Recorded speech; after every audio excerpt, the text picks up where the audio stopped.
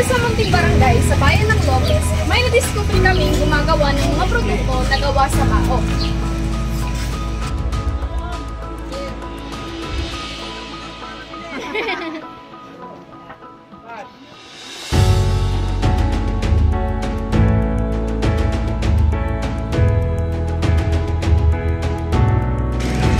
Si Mang Jesus, o mas kilalang Mang Jessie, ang gumagawa ng mga produkto sa pamamagitan ng kanyang mga malikhaing isip at maliksik mga kamay. Halika, samahan niyo kami.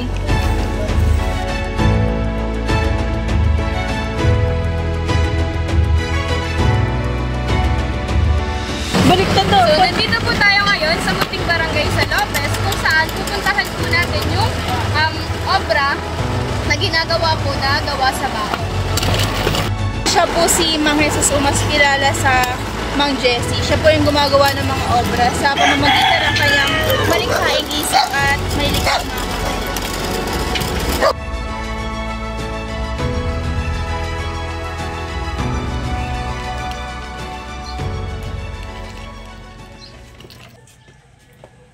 Tao po. Magandang umaga po. Kami po yung mga journalist from Holy Child Jesus College po.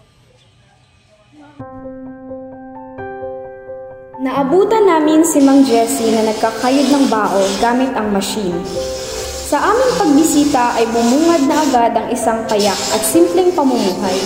Abala si Mang Jessie dahil may mga nagpapakayod ng niyog na siya na rin ang ginagamit upang makabuo ng mga obra. Siya mismo ang naglilinis at pumipili ng mga baong kanyang gagamitin. Sa kabilang dako, mapapansin ang ilan sa kanyang mga nagawang obra na pwede nang ibenta. Si Mang Jessie ay namumuhay kasama ang kanyang asawa at apo. Mayroon silang 3 anak na may sarili ng mga pamilya.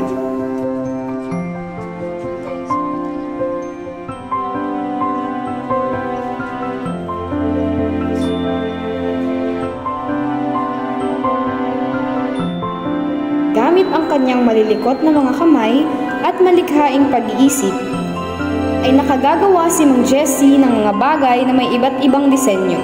Ang pinakang pangunahin niyang materyales ay ang bao.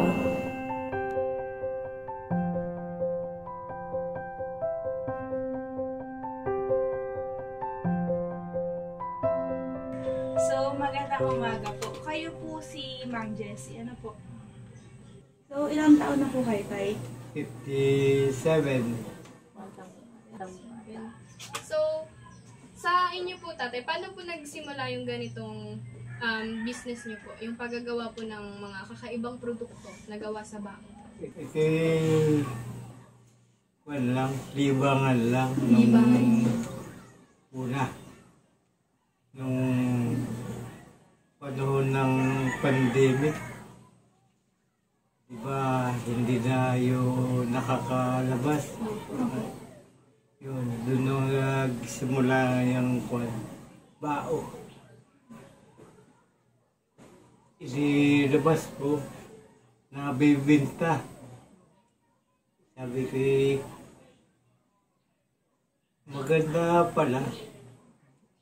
Hindi tuloy-tuloy ko.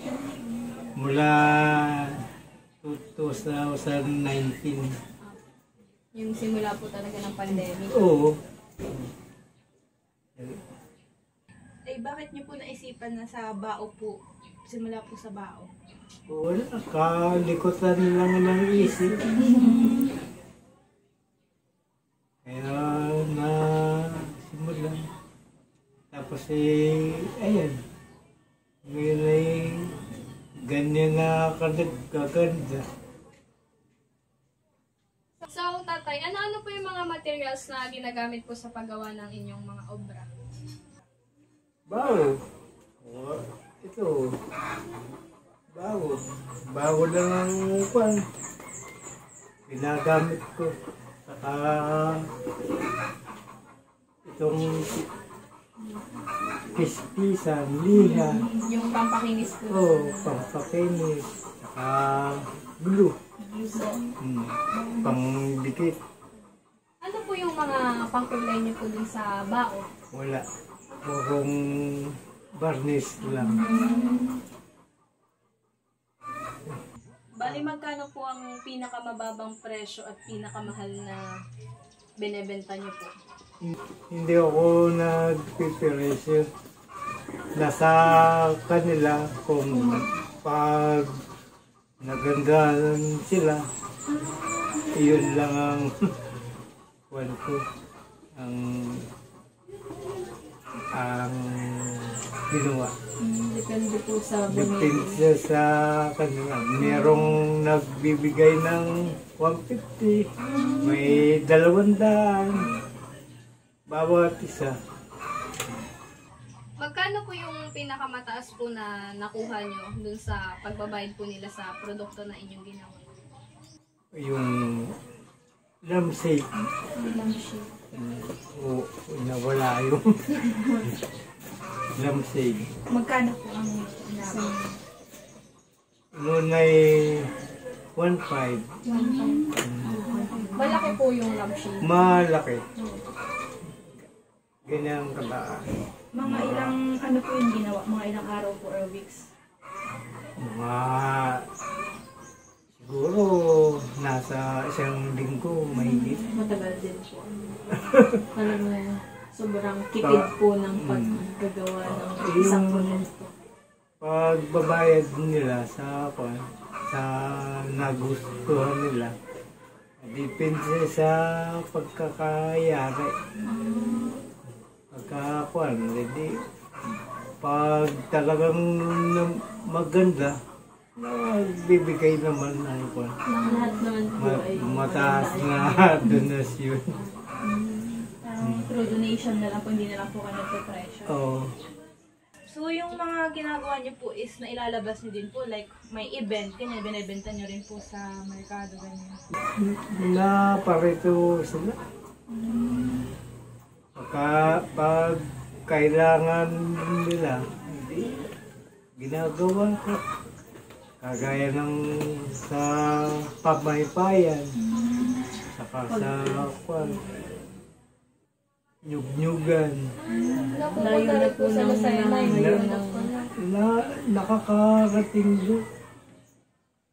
So, may nakuha po ng mga like bultuhan yung madamihan po. Hindi ko kaya.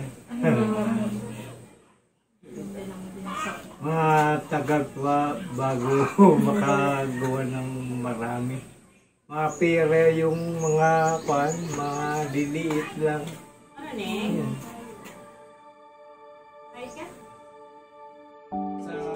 Naikwento rin sa amin ni Mang Jessie ang kanyang naging sakit noon.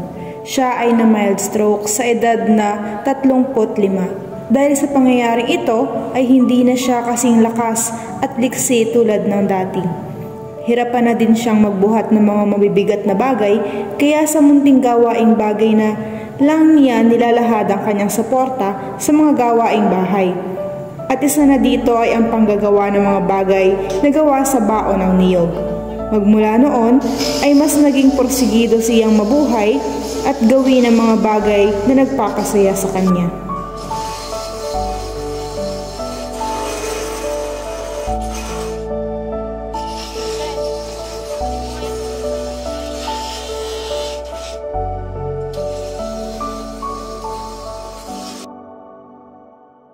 So, good morning po.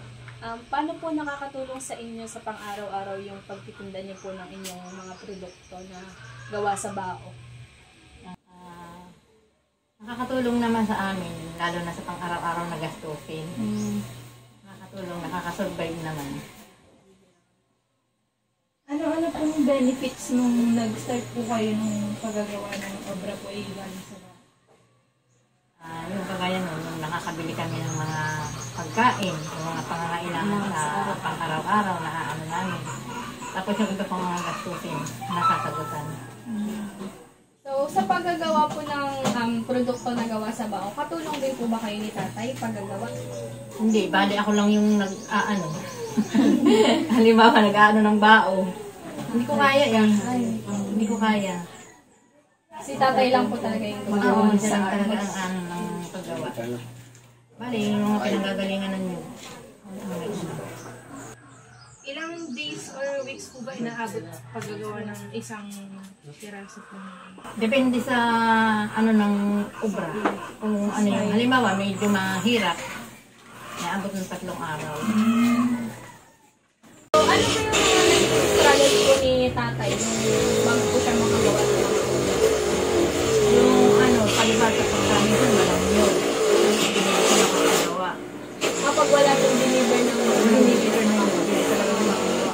Tapos yung iba naman ang baon. May higit na baon, may makapal na baon. bali ang Sila ginagawa po makunti-kunti ng ng ano. tatay ay makapal na bao.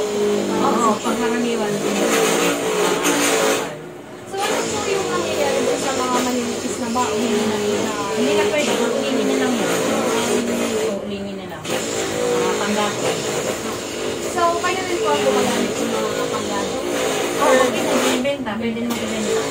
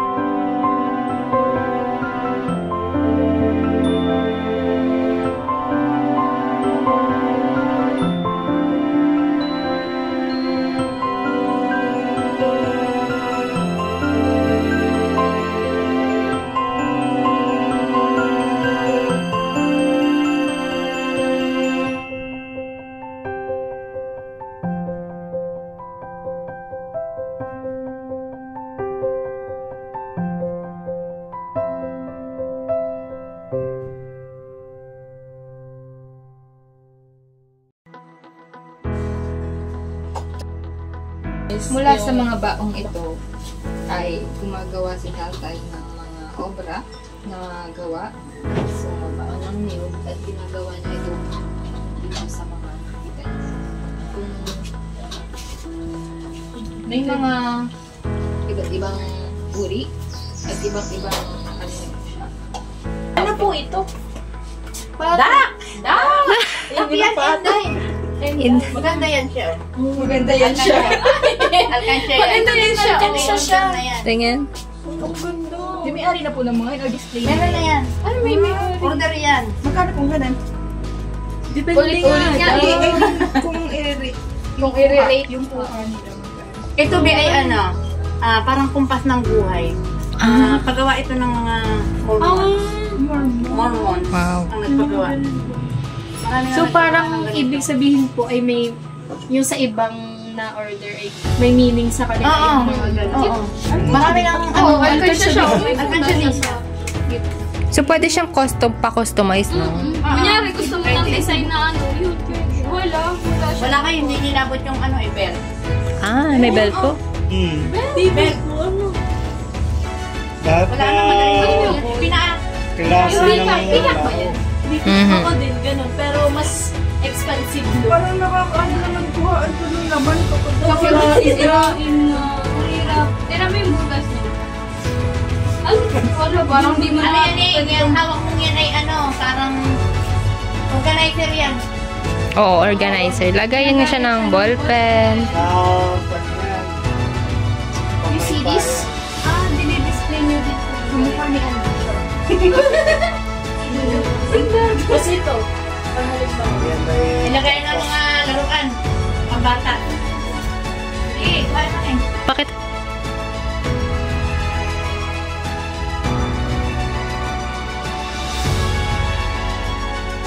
Yan ay siya ano. Kailan niya po ito natanggal?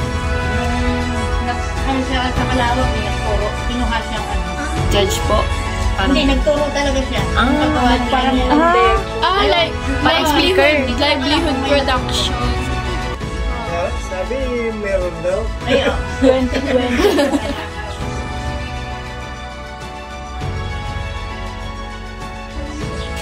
Magamba.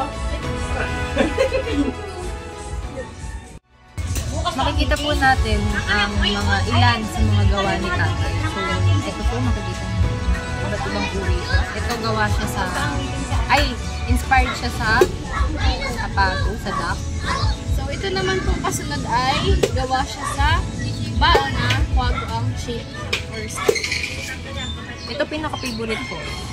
Gawa siya sa, inspired siya sa peacock.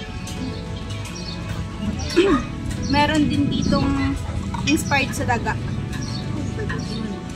And then yung pinaka panitata yung tinatawag na kumpas ng buhay. Makikita niya, iba't iba yung purpose niya. Ito pwede siyang organizer. Ito naman, alkansya. Saka ito, kansyo kasi may buta. Oo.